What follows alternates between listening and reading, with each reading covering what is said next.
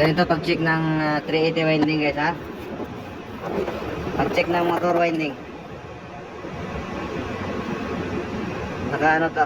Nakalimutan ko na. Naka-delta connection. What? Delta connection ba?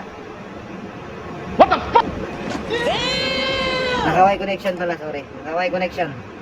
Mayroon siyang jumper dito sa tatlong terminal. Tatanggalin natin to para ma-check natin yung kanyang winding. Ganyan mag-check ng winding guys. Sa mga baguhan dyan. Ako baguhan din eh. Pero may idea tayo konti. So kailangan totally free siya.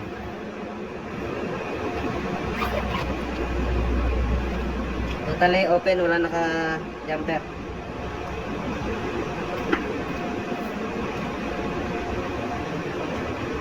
Ganito guys ha.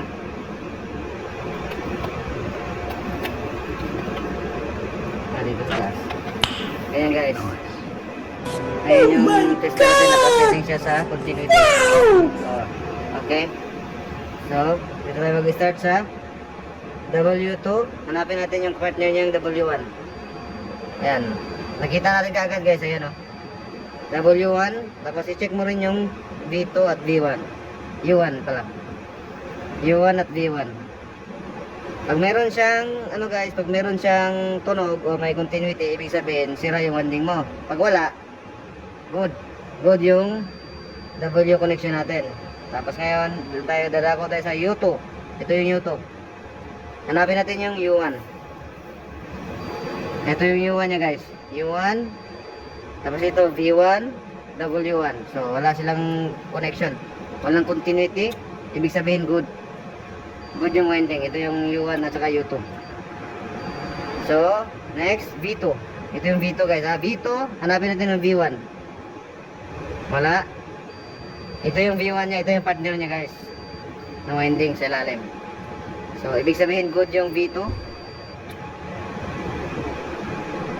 So, good ang winding natin guys. Good. Ngayon, check natin yung ground niya. Ground. So, check natin yung ground. Ayan yung ground to ground. Check natin isa-isa yung winding. Kung may grounded. Pag wala, ibig sabihin good. Good siya. So, yun guys. Good. Good lahat ng winding. Ganun pag-check guys ha. Salamat. So, testing natin guys.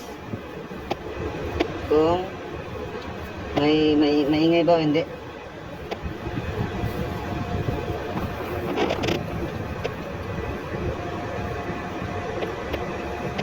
Baliktad.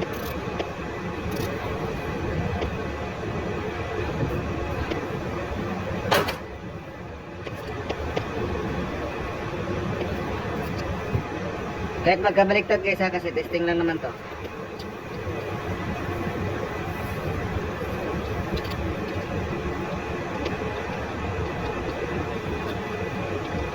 Mahaba pala.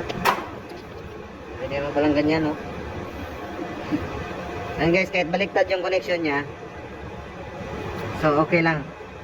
Kasi ano lang na to, testing. Okay, so goods na.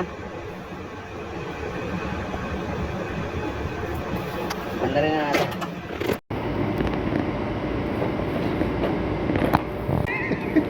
Engineer. Ha? Yung forma mo eh. Parang ka forma na eh. Kapang ano ka pa eh.